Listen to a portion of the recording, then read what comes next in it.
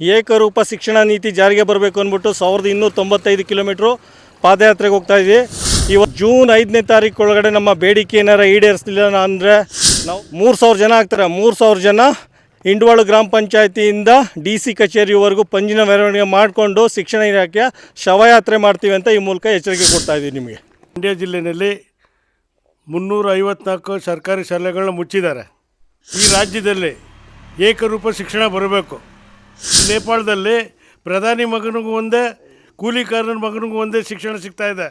ಆ ರೀತಿ ಶಿಕ್ಷಣ ಇಲ್ಲೂ ಸಿಗಬೇಕು.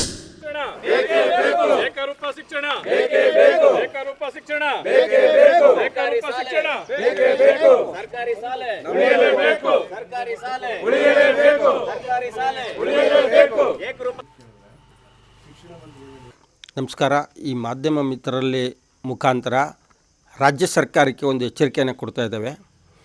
ಇವತ್ತು ಮಂಡ್ಯ ಜಿಲ್ಲೆಯಾದ್ಯಂತ ಬಡವರ ಶಿಕ್ಷಣಕ್ಕಾಗಿ, ದಲಿತರ ಶಿಕ್ಷಣಕ್ಕಾಗಿ, ದಲಿತರ ಮಕ್ಕಳ ಏಳಿಗೆಗಾಗಿ ಇವತ್ತು ಹೋರಾಟವನ್ನು ಮಾಡ್ತಾ ಇದ್ದೇವೆ. ಪಾದಯಾತ್ರೆಯ ಮುಖಾಂತರ ರಾಜ್ಯದ STMC ಸದಸ್ಯರು ಹಾಗೂ ಕರ್ನಾಟಕ ರಾಜ್ಯ ರೈತ ಸಂಘ ಒಟ್ಟುಗೂಡಿ ಈ ಪಾದಯಾತ್ರೆಯಲ್ಲಿ ಭಾಗವಹಿಸಿದ್ದೇವೆ. ಉದ್ದೇಶ ಇಷ್ಟೇ, ಶಿಕ್ಷಣದ ವ್ಯವಸ್ಥೆ ಇದ್ದೇ ಒಂದು ಖಾಸಗಿ ಶಿಕ್ಷಣದಲ್ಲಿ ಅನೇಕ ಡೊನೇಷನ್ನ ತಗೋತಾ ಇದ್ದಾರೆ, ಲಕ್ಷಾಂತರ ರೂಪಾಯಿ ಡೊನೇಷನ್ನ. ಒಂದು ವೇಳೆ ಸರ್ಕಾರಿ ಶಾಲೆಗಳು ಮುಚ್ಚೋದ್ರೆ ಯೂನಿಫಾರ್ಮ್ ಮಾಡ್ಕೊಂಡು ಖಾಸಗಿ ಶಾಲೆಯ ಒಂದು ವರ್ಗ ಏನಿದೆ, ಉದ್ಯಮಿಗಳು, ಫೈನಾನ್ಸಿಯರು, ರಾಜಕಾರಣಿಗಳು ನಡೆಸ್ತಾ ಇರುವಂಥ ವರ್ಗ, ಆ ವರ್ಗದವರು ಯೂನಿಫಾರ್ಮ್ ಆಗಿ LKGಗೆ 2 ಲಕ್ಷ, SLCಗೆ 5 ಲಕ್ಷ, ಡಿಗ್ರಿಗೆ 10 ಲಕ್ಷ ಅಂತೇಳಿ ತೀರ್ಮಾನವನ್ನು ಮಾಡ್ತಾರೆ.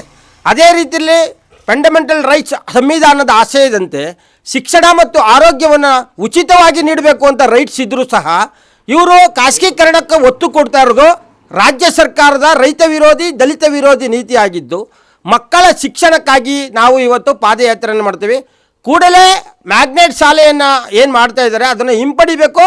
ಎಲ್ಲ ಗ್ರಾಮೀಣ ಭಾಗದಲ್ಲಿ ಉನ್ನತ ಮಟ್ಟದ ಶಿಕ್ಷಕರನ್ನು ಹಾಕಿ ಸರ್ಕಾರಿ ಶಾಲೆಯನ್ನು ಅಭಿವೃದ್ಧಿಪಡಿಸಿ ಒಂದು ಏಕಮುಖ ಶಿಕ್ಷಣವನ್ನು ಕೊಡಬೇಕು. ಇಡೀ ರಾಜ್ಯದಲ್ಲಿ ಖಾಸಗಿ ಇರಲಿ, ಸರ್ಕಾರ ಇರಲಿ, ಒಂದೇ ಶಿಕ್ಷಣ ನೀತಿಯನ್ನು ಜಾರಿ ತಗೊಬಂದು ಬಡವರ, ದಲಿತರ, ಕೂಲಿ ಕಾರ್ಮಿಕರ ಮಕ್ಕಳ ಏಳಿಗೆಗೆ ಶ್ರಮಿಸಬೇಕು. ಈ ಮುಖಾಂತರವಾಗಿ ಆರೋಗ್ಯ ಮತ್ತು ಶಿಕ್ಷಣವನ್ನು ಪಡೆದಂಥವರು ಯಾವಾಗ ಸದೃಢರಾಗಿರ್ತಾರೆ ಇಡೀ ಪ್ರಪಂಚದಲ್ಲಿ ಎಲ್ಲಿ ಬೇಕಾದರೂ ಬರ್ಬೋದು. ಹಾಗಾಗಿ ಸಂವಿಧಾನದ ಆಶಯದಂತೆ ರಾಜ್ಯ ಸರ್ಕಾರ ಉಚಿತ ಶಿಕ್ಷಣ, ಉಚಿತ ಆರೋಗ್ಯವನ್ನು ಘೋಷಣೆ ಮಾಡಬೇಕು ಅಂತೇಳಿ ನಾವು ರಾಜ್ಯ ಸರ್ಕಾರ ಮತ್ತು ಕೇಂದ್ರ ಸರ್ಕಾರದಲ್ಲಿ ಆಗ್ರಹಿಸ್ತಾ ಇದ್ದೇವೆ. ನಮಸ್ಕಾರ.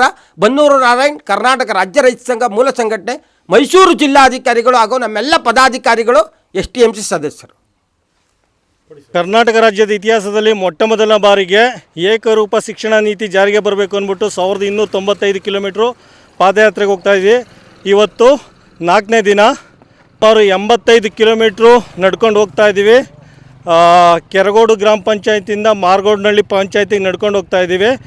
ಜೂನ್ 5ನೇ ತಾರೀಕು ಒಳಗಡೆ ನಮ್ಮ ಬೇಡಿಕೆ ಏನಾರ ಈಡೇರಿಸಲಿಲ್ಲ ಅಂದರೆ ನಾವು ಮಂಡ್ಯ ಜಿಲ್ಲೆಯಲ್ಲಿ ಎಲ್ಲರಿಗೂ ಕರೆ ಕೊಟ್ಟಿದ್ದೀವಿ.